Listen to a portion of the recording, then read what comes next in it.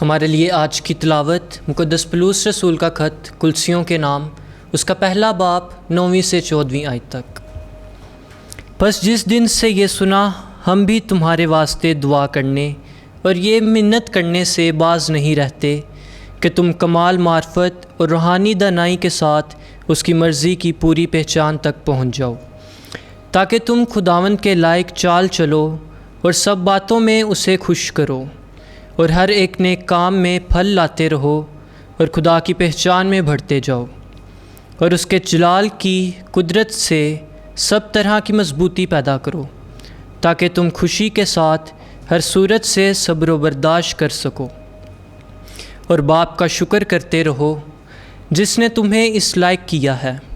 कि नूर में मुक़द्दसों के साथ मिरास में हिस्सा पाओ। उसी ने हमें तारीकी के इख्तियार से छुड़ाया और अपनी मोहब्बत के बेटे की बादशाही में दाखिल किया है, जिसमें हमें मुखलसी यानी गुनाहों की माफ़ी मिली है। पाक कलाम के पढ़े और सुने जाने पर खुदावंद की खास बरकत हो। खुदावंद का शुक्र हो।